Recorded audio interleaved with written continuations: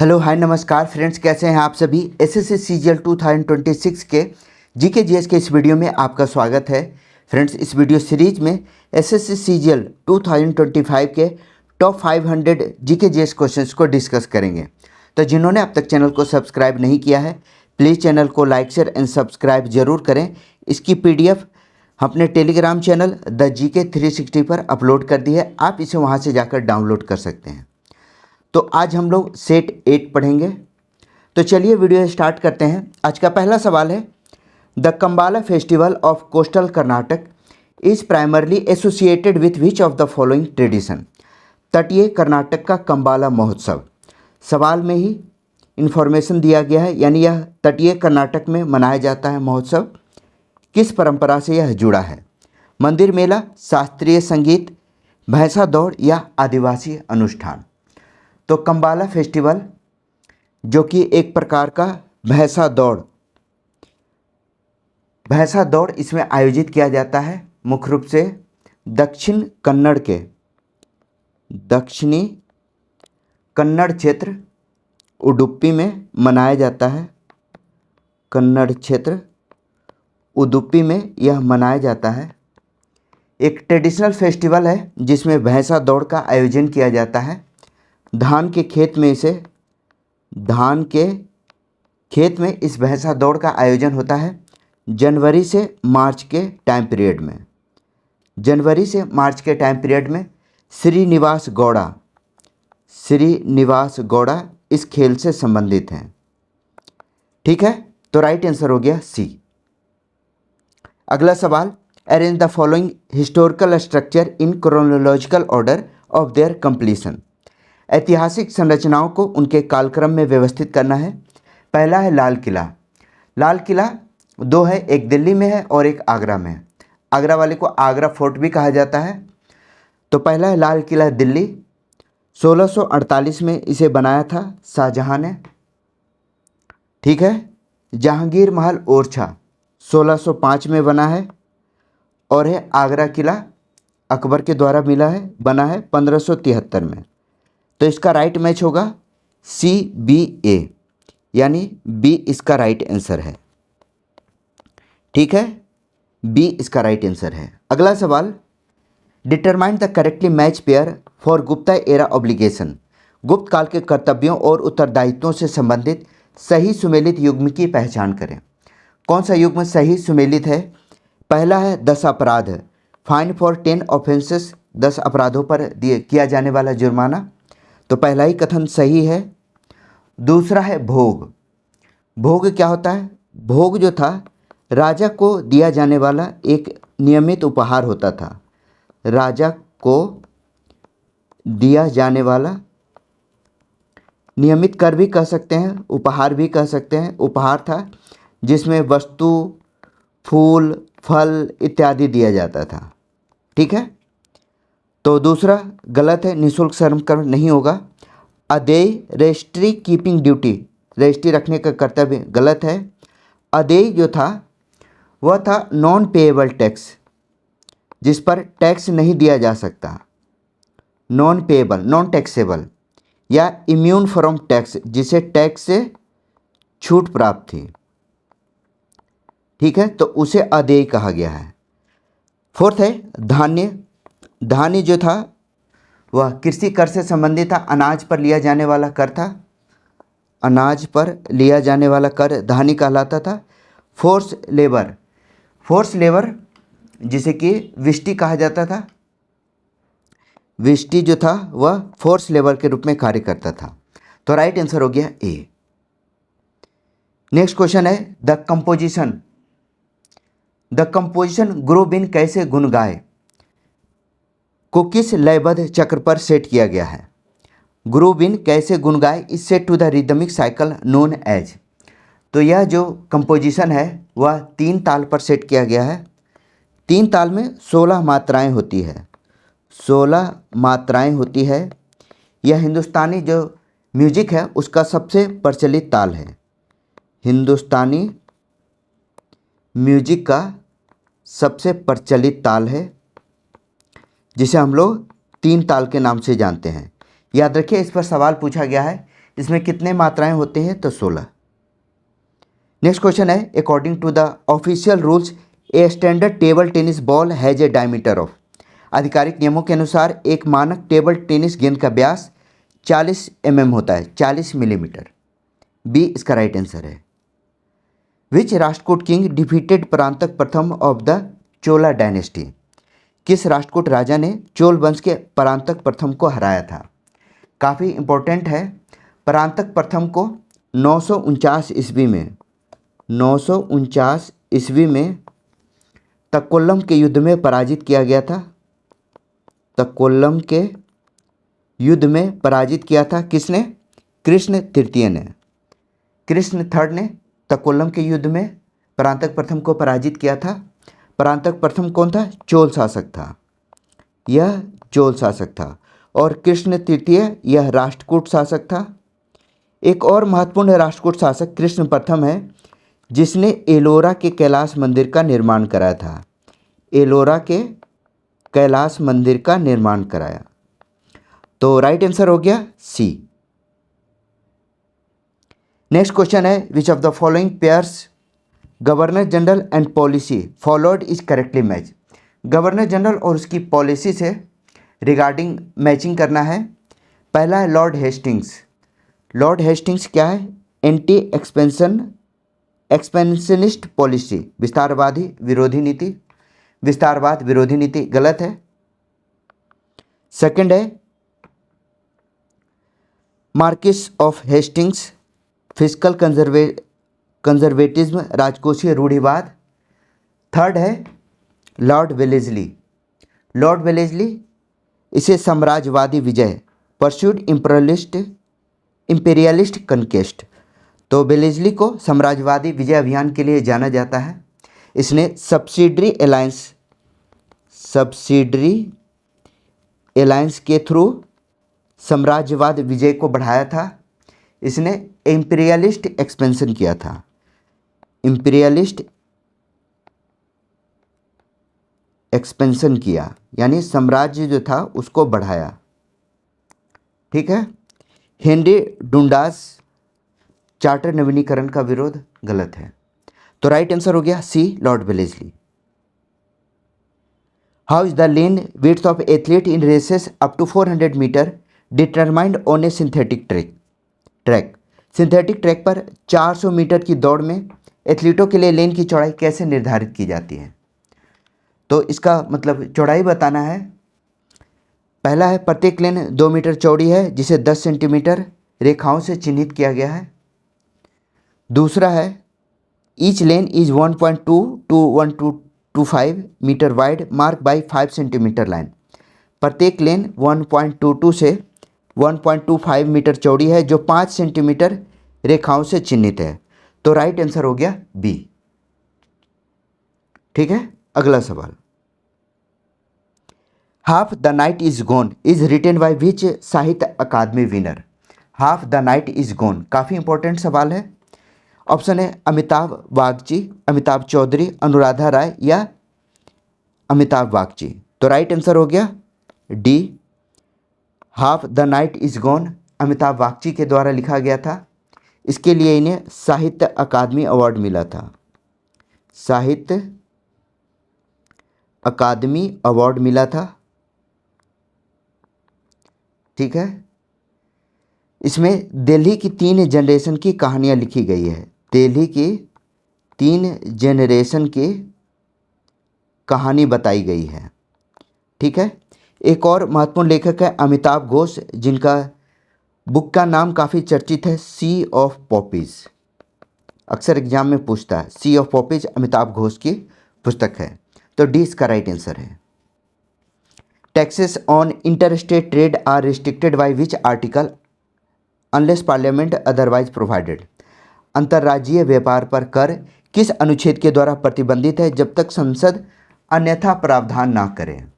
तो आपको पता है भारत में जीएसटी लगा गया, यानी एक इंटीग्रेटेड टैक्स सिस्टम है। तो आर्टिकल 286 के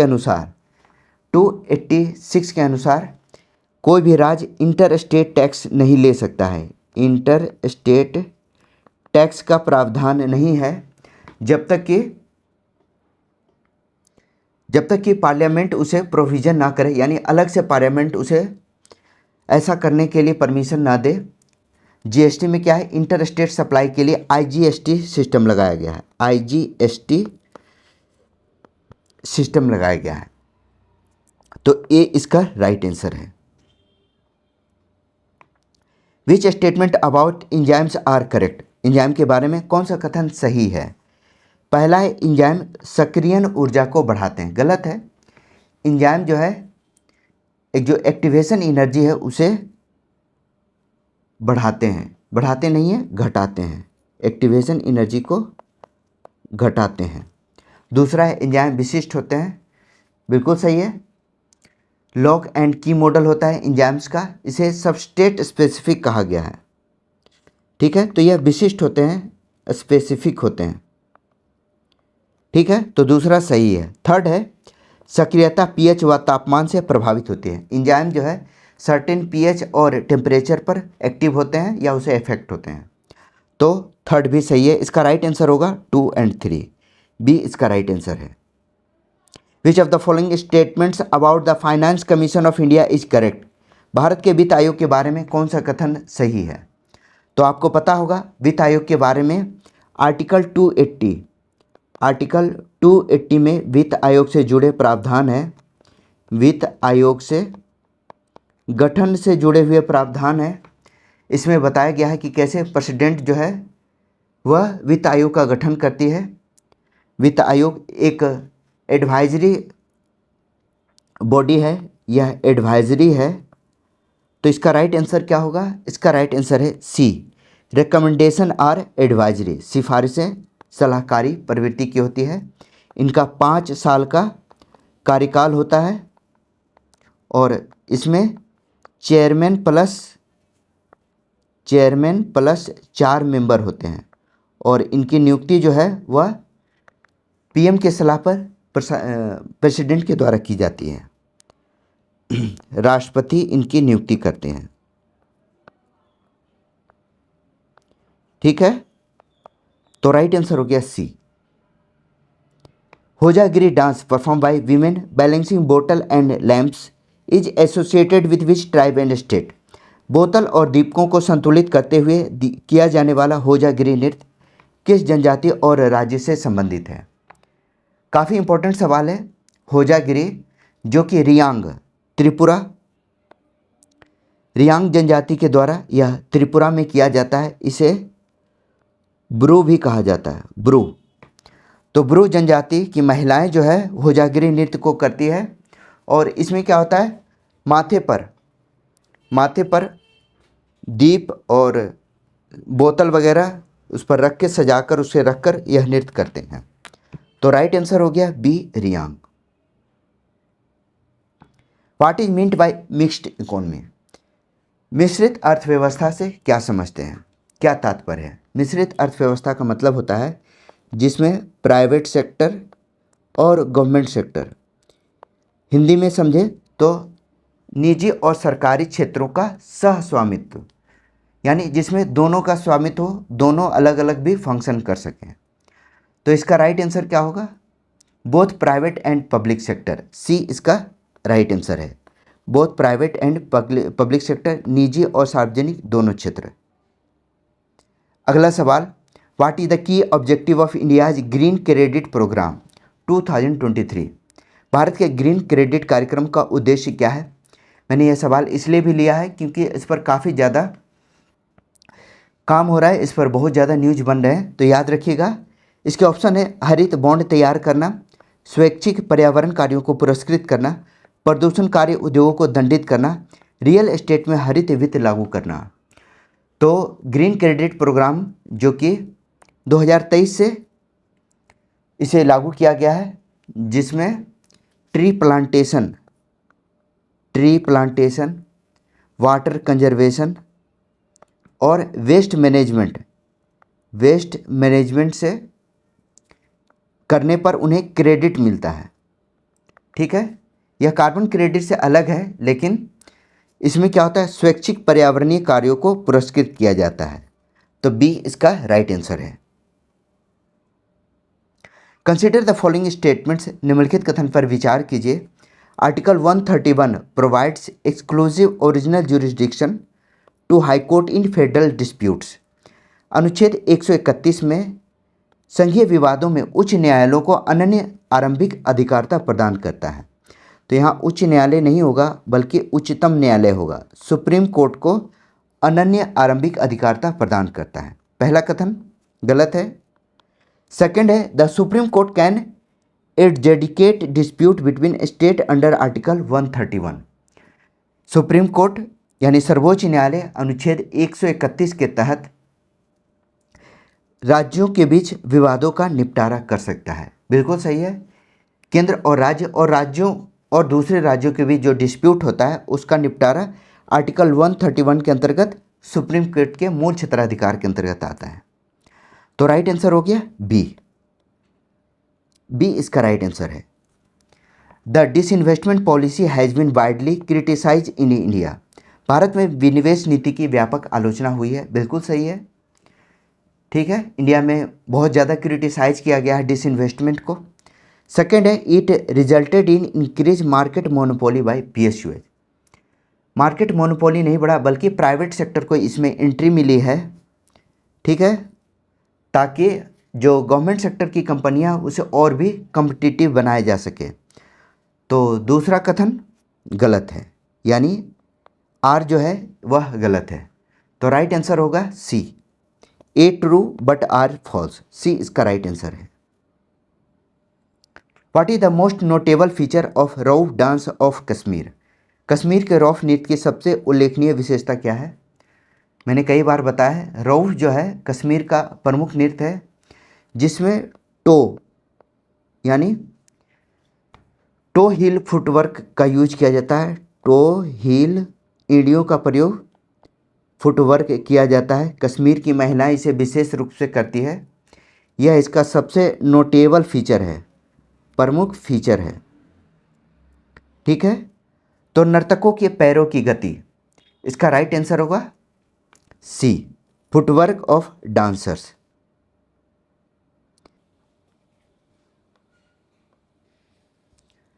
नेक्स्ट क्वेश्चन है which matched pair is incorrect. कौन सा सुमेलित युग्म गलत है? गलत को फाइंड करना है। पहला है मेसोस्फेयर। मेसोस्फेयर मेटेरियल्स बर्न होता है, उल्कापिंड जलते हैं। पहला कथन सही है। स्ट्रेटोस्फेयर, जो ओजोन परत है वह स्ट्रेटोस्फेयर में पाया जाता है, तो दूसरा भी सही है। Exosphere ट्रोपोस्फोरिक clouds. एक्सोस्फेयर क्या होता है? बहिर्मंडल होता है और इसमें क्षोमंडलीय बादल नहीं पाए जाते हैं। यह बादल स्ट्रेटोस्फेयर में पाया जाता है। ठीक है, स्ट्रेटोस्फेयर में पाया जाता है। तो थर्ड गलत है।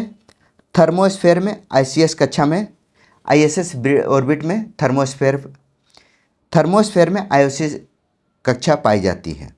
तो राइट आंसर हो गया सी, एक्सोस्फेयर। नेक्स्ट क्वेश्चन है which of the following is not a benefit of Gaganyaan mission. Gaganyaan mission का लाभ नहीं है। कौन सा लाभ नहीं है? पहला है अंतरिक्ष विज्ञान में वैश्विक सहयोग में वृद्धि।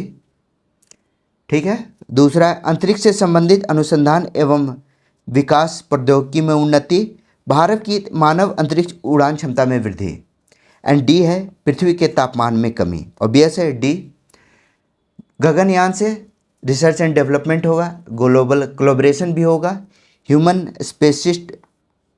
स्पेस फ्लाइट भी होगा, लेकिन इसका ऑब्जेक्टिव पृथ्वी के तापमान में कमी नहीं है। तो डी इसका राइट आंसर है। Which quad country has the largest economy. किस क्वाड देश की अर्थव्यवस्था सबसे बड़ी है? इजी क्वेश्चन है, आपको पहले ही पता लग जाएगा। यूएसए जो है सबसे बड़ी अर्थव्यवस्था है, वैसे भी विश्व की सबसे बड़ी महाशक्ति है। क्वाड जो है इसका गठन कब हुआ था? 2007 में जापान के शिंजो एबे के सहयोग से इसका गठन हुआ था। शिंजो एबे के सहयोग से इसका गठन हुआ था। इसमें 4 कंट्री हैं, सभी ऑप्शन में हैं, जापान, यूएसए, भारत और ऑस्ट्रेलिया। ठीक है, तो बी इसका राइट आंसर है। कई बार सवाल पूछा गया है क्वाड के फुल फॉर्म के बारे में। तो क्वाड का फुल फॉर्म है quadrilateral quadrilateral security and dialogue, security and dialogue, ठीक है। तो बी इसका राइट आंसर है। The salt Satyagraha of 1930 was a direct civil disobedience movement against which British policy, ठीक है। नमक सत्याग्रह यह किसके विरोध में हुआ था, किस ब्रिटिश नीति के विरुद्ध? प्रत्यक्ष सविनय अवज्ञा आंदोलन था। पहला, भू राजस्व पर भारी कर, नमक के निर्माण और बिक्री पर ब्रिटिशों का एकाधिकार, ऑब्वियस है बी इसका राइट आंसर होगा। दांडी मार्च निकाला गया था, दांडी मार्च 12 मार्च 1930 को, 12 मार्च 1930 को निकला था और 6 अप्रैल 1930 को यह दांडी पहुंचा था। गांधी जी ने खुद नमक बनाकर नमक कानून तोड़ा था और यहीं से सिविल डिसोबीडियंस मूवमेंट यानी सविनय अवज्ञा आंदोलन शुरू हुआ था जब नमक कानून को तोड़ा गया था। तो बी इसका राइट आंसर है। Under the Bharatiya Sakshya Adhiniyam 2023 what is required for digital evidence to be presented in court? तो BSA 2023 के अनुसार अदालत में डिजिटल साक्ष्य प्रस्तुत करने के लिए क्या जरूरी है?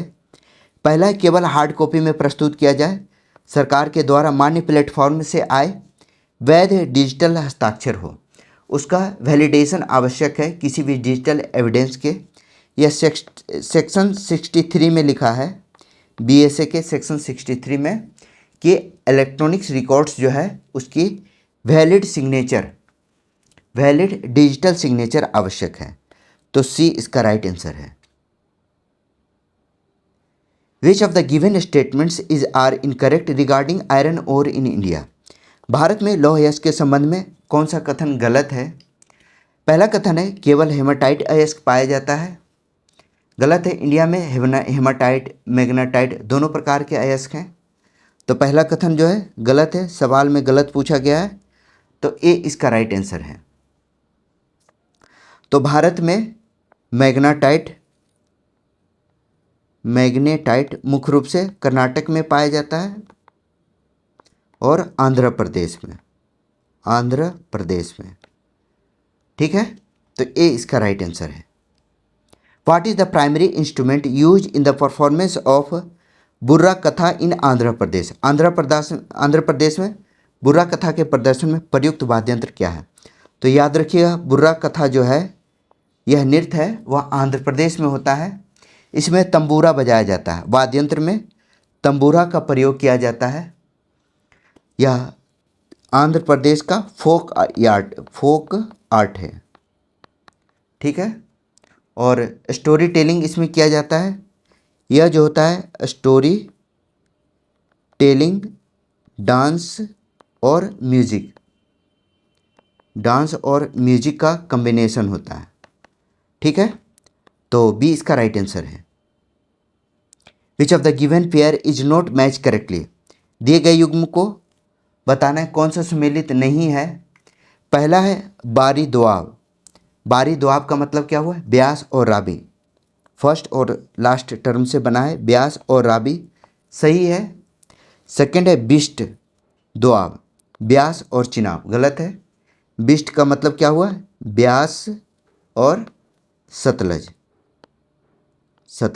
ठीक है। तो दूसरा गलत है, सवाल में सही सुमेलित नहीं है पूछा गया। तो बी इसका राइट आंसर होगा। रचना दोआब रावी और चिनाब के बीच में है, जेच दोआब यानी चिनाब और झेलम के बीच। तो बी इसका राइट आंसर है। What is the typical base design of the simplest नागर स्टाइल शिखर? सबसे सरल नागर शैली के शिखर का विशिष्ट आधार डिजाइन क्या है? जो नागर शैली है उसका सबसे विशिष्ट जो स्टाइल है, डिजाइन है, उसके कहते हैं square base with curving walls, घुमावदार square base with curving walls, घुमावदार दीवारों के साथ चौकोर आकार, यानी इसका जो शेप होता है वह चौकोर होता है, दीवारें घुमावदार होती है और टॉप पर जो होता है वह शिखर होता है, टॉप पर शिखर होता है वह पॉइंटेड होता है, इसे पॉइंटेड शिखर कहा गया है, ठीक है। सबसे ऊपर इस पर कलश भी रखा जाता है। तो याद रखिए बी इसका राइट आंसर है। द खर्ची festival is primarily associated with, खर्ची त्यौहार, कई बार सवाल पूछा गया है। तो खर्ची त्यौहार जो है इसमें यह पहले मनाया कहाँ जाता है, तो यह त्यौहार त्रिपुरा में मनाया जाता है, खर्ची त्यौहार, जिसमें 14 आदिवासी देवताओं की पूजा की जाती है। 14 ट्राइबल डाइटीज़ की पूजा की जाती है।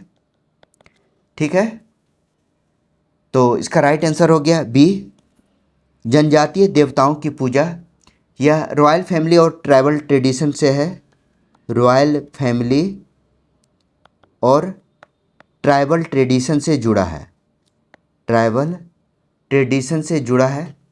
त्रिपुर सुंदरी टेम्पल उदयपुर में मुख्य रूप से किया जाता है। त्रिपुर सुंदरी टेम्पल उदयपुर में यह किया जाता है। ठीक है, तो बी इसका राइट आंसर है।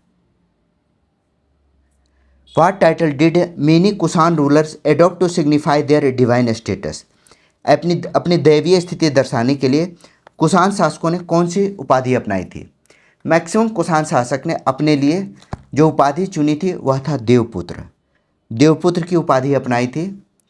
ठीक है, सन ऑफ गॉड का टाइटल, सन ऑफ गॉड का टाइटल लिया था विशेषकर कनिष्क ने, जो कि सबसे फेमस कुषाण शासक था। सबसे फेमस कुषाण शासक कनिष्क था, जिसने देवपुत्र की उपाधि धारण की थी।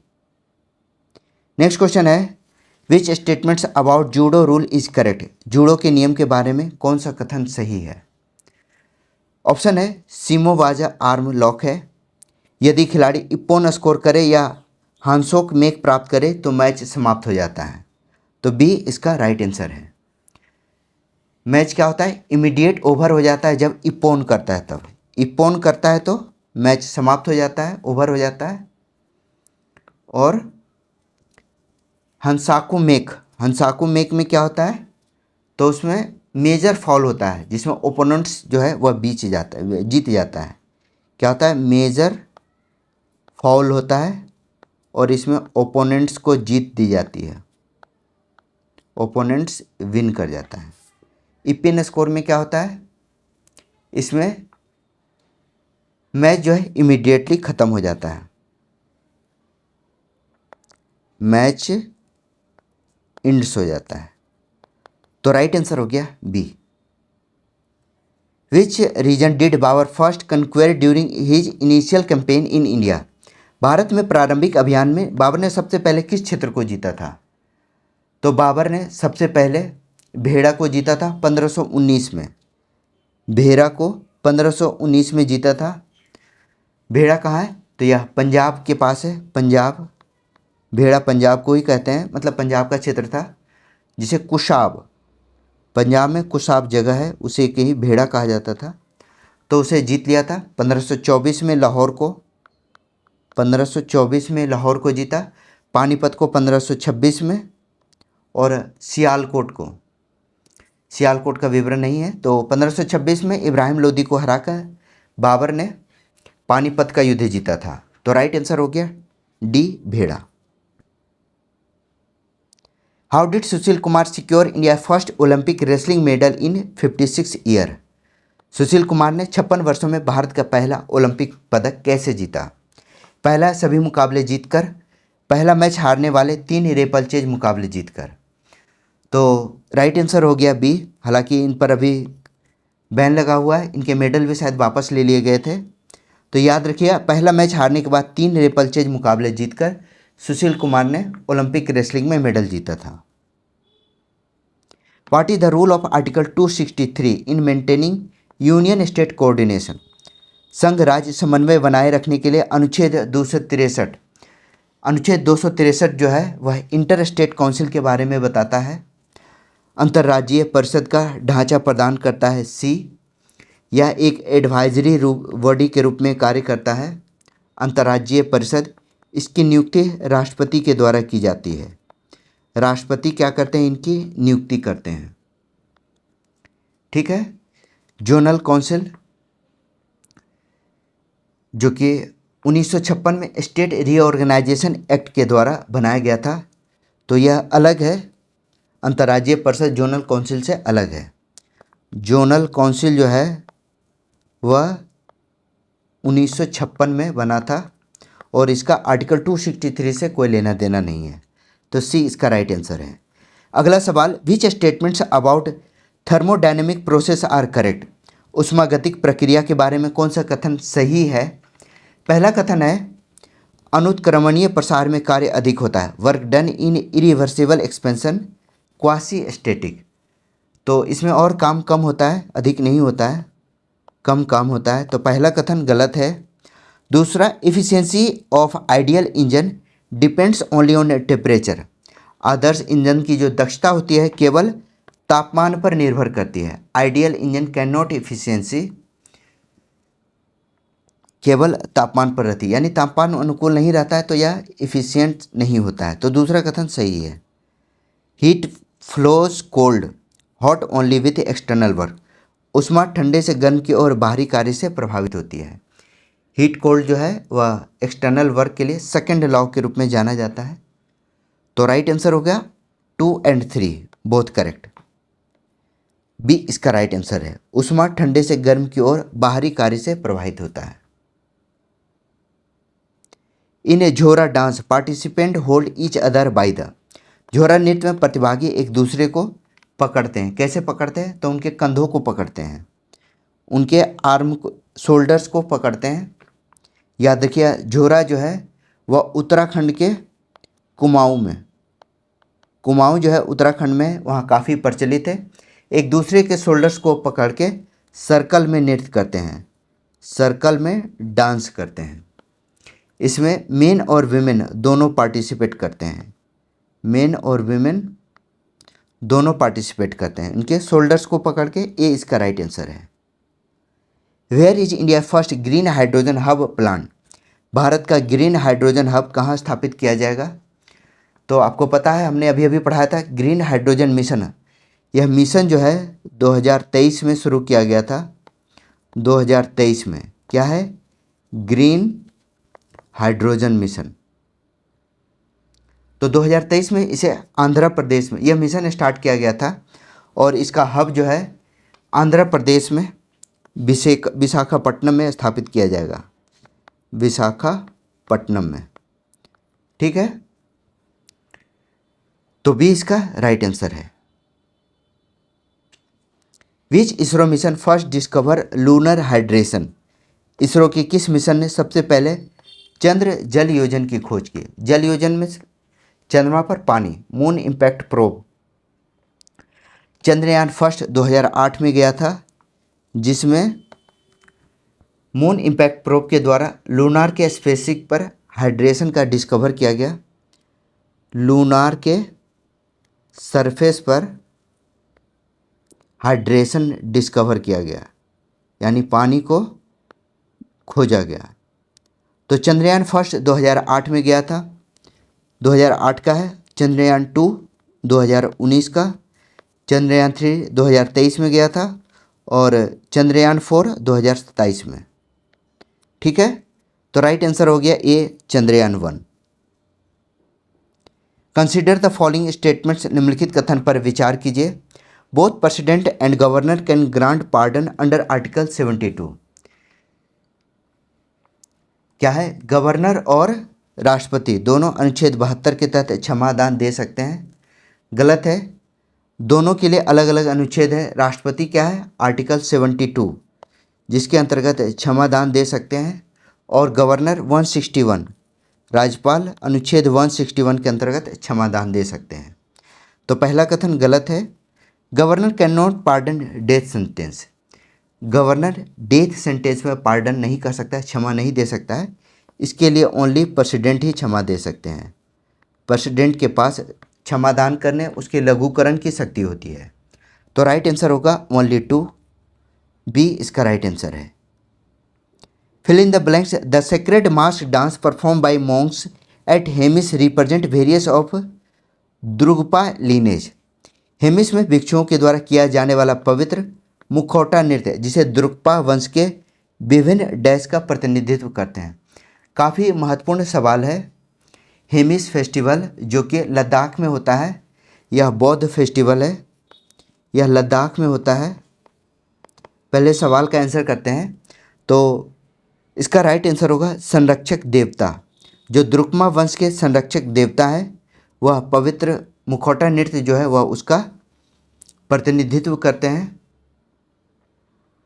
ठीक है, इसमें छम डांस किया जाता है, छम डांस किया जाता है ताकि जो बुरी ताकत है उसको दूर रखा जाए, बुरी शक्ति को दूर करने के लिए। ठीक है, तो यह लद्दाख में किया जाने वाला है और यह बौद्ध धर्म से संबंधित है, बौद्ध धर्म से संबंधित है हेमिस फेस्टिवल। तो सी इसका राइट आंसर है। Read the following statements and choose the correct option. सही विकल्प को चुनना है।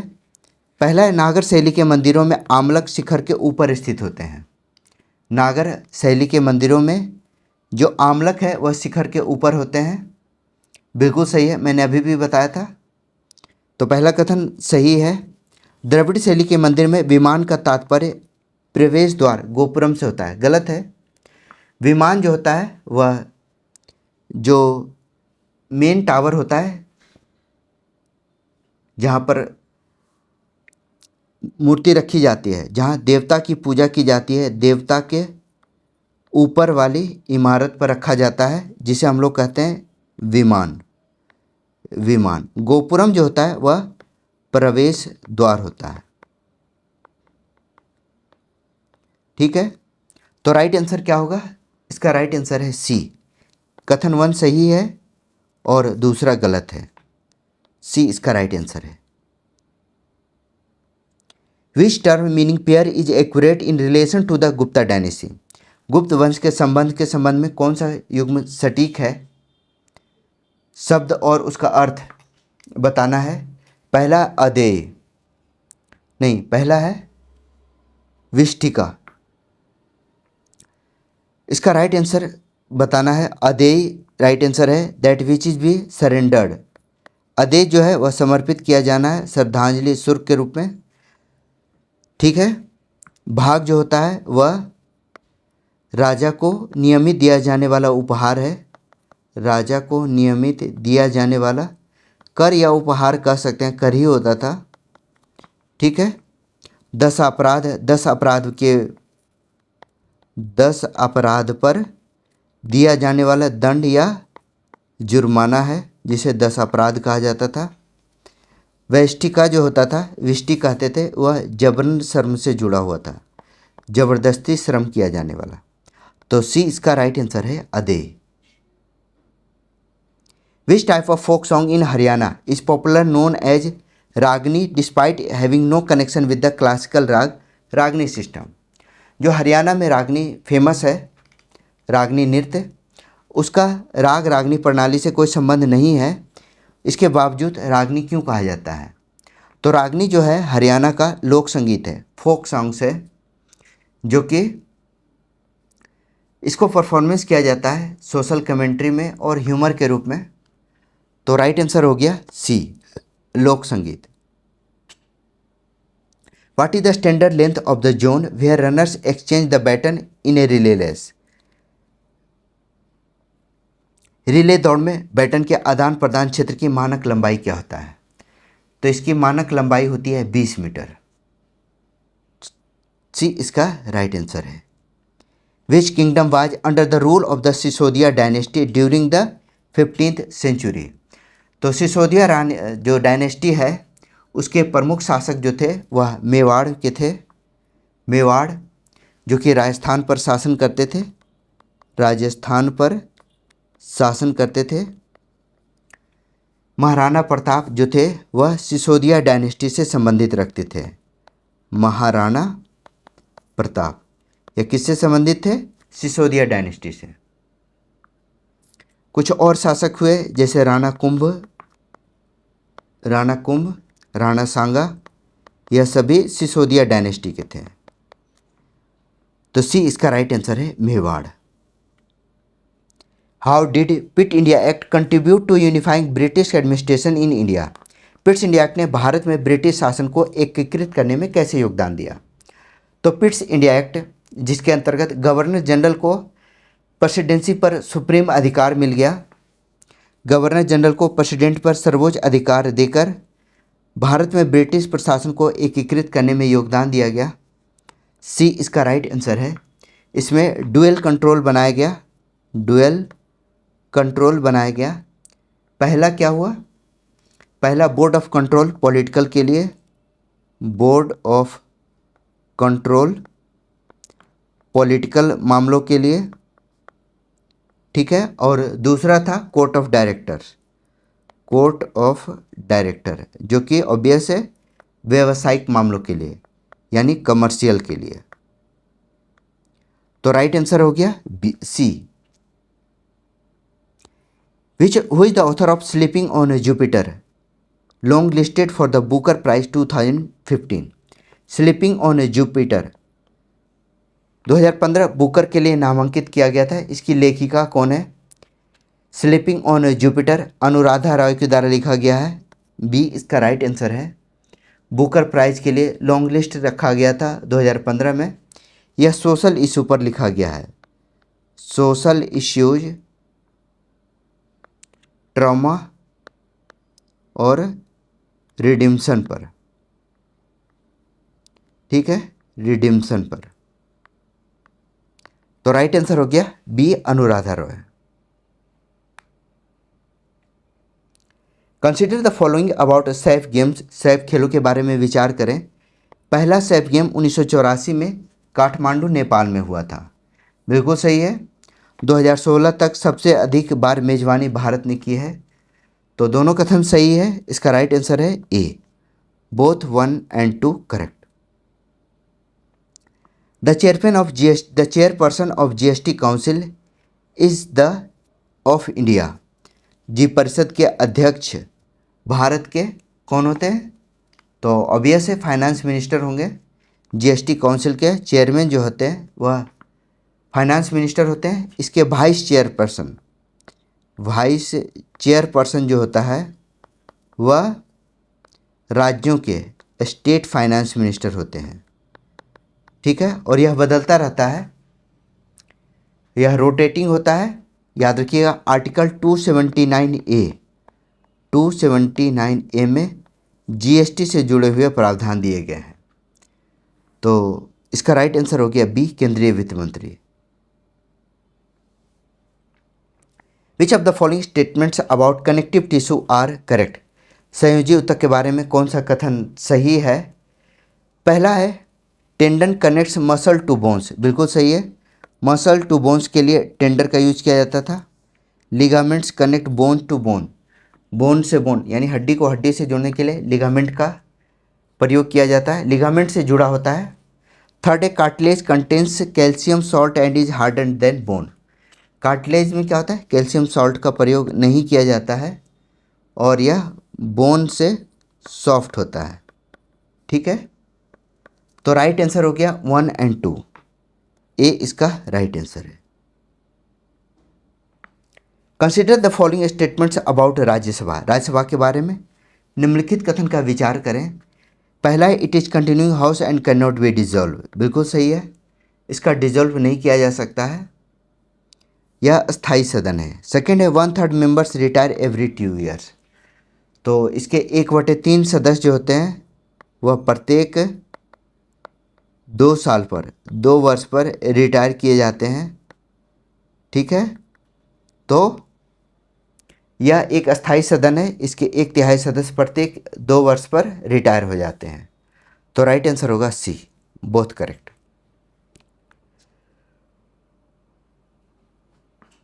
अगला सवाल है tamasha is folk theatre from mainly found in, tamasha एक लोकनृत्य शैली है जो मुख्य रूप से महाराष्ट्र में पाई जाती है। तो सी इसका राइट आंसर है। Which curve show all combination of 2 goods giving equal satisfaction, 2 वस्तुओं के समान संतोष देने वाले सभी संयोजन दर्शाता है। क्या दिखाता है? इंडिफरेंस कर्व, कर्व का इंडिफरेंस दिखाता है। 2 गुड्स जो है वह इक्वल सेटिस्फैक्शन का है, इक्वल कॉम्बिनेशन का है। तो यह इंडिफरेंस कर्व को दर्शाता है। ये इसका राइट आंसर है। Which is not part of the Washington consensus, Washington सहमति का कौन हिस्सा नहीं है? पहला है व्यापार उदारीकरण, राजकोषीय अनुशासन, निर्यात सब्सिडी या कर सुधार। तो राइट आंसर क्या होगा? इसका राइट आंसर है सी, एक्सपोर्ट सब्सिडी। निर्यात सब्सिडी जो है वह सहमति का हिस्सा नहीं था। ठीक है, वाशिंगटन कंसेंसस में इसमें 10 पॉइंट थे, 10 पॉइंट थे जिसमें निर्यात सब्सिडी को शामिल नहीं किया गया था। तो सी इसका राइट आंसर है। तो इसमें शामिल कौन था?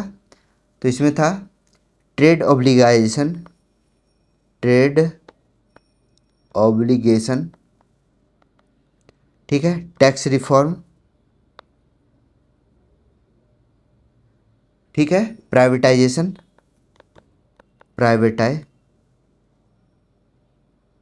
प्राइवेटाइजेशन, ठीक है। तो राइट आंसर हो गया C. Which article of the constitution confers to right to constitutional remedies, कौन सा अनुच्छेद संवैधानिक उपचारों का अधिकार देता है? काफ़ी फेमस है, इसे डॉक्टर भीमराव अंबेडकर ने इसे संवैधानिक उपचारों का अधिकार बोला था, आर्टिकल 32 को, ठीक है, जिसमें 5 प्रकार के रिट जारी करने का अधिकार दिया गया है। मौलिक अधिकारों के उल्लंघन पर 5 रिट जारी किए जा सकते हैं, ठीक है। तो ये इसका राइट आंसर है। Which statements correctly describe a unique feature of the Dhumal dance of Kashmir, Kashmir के धुमाल नृत्य की विशिष्ट विशेषता कौन सी है? धुमाल नृत्य जो कि कश्मीरियों का महत्वपूर्ण डांस है, यह वट्टाल कम्युनिटी के पुरुष कर्म के द्वारा किया जाता है। वट्टाल पुरुष बैनर के चारों ओर करते हैं, यानी सी इसका राइट आंसर है। इसमें फ्लैग रहता है, बैनर होता है, टॉल बैनर और फ्लैग होता है, बैनर या फ्लैग होता है, जिसके चारों तरफ पुरुष जो है वह परफॉर्म करते हैं, पुरुष परफॉर्म करते हैं। तो राइट आंसर हो गया C. Which phenomena is primarily responsible for auroras north year poles, ध्रुवों के निकट अरोरा के लिए मुख्य रूप से कौन सी घटनाएं जिम्मेदार है? अरोरा के लिए पहला भूकंप तरंगें, बिजली का निर्वहन, सौर वायु और चुंबकीय क्षेत्र की परस्पर क्रिया। तो सी इसका राइट आंसर है, ठीक है। थर्मोस्फेयर में ग्लो प्रोड्यूस होता है और पोल्स पर मैग्नेटिक फील्ड फोकस होता है, इसलिए यह ध्रुवों के निकट काफ़ी ज़्यादा पावरफुल होता है, फोकस्ड होता है। सी इसका राइट आंसर है। तो ये था एसएससी सीजीएल के टॉप 500 क्वेश्चंस का सेट नंबर 8। वीडियो कैसा लगा कमेंट सेक्शन में ज़रूर बताइएगा। चैनल को लाइक शेयर एंड सब्सक्राइब जरूर कीजिए। मेरा नाम है Rahul Sinha. Thank you for watching.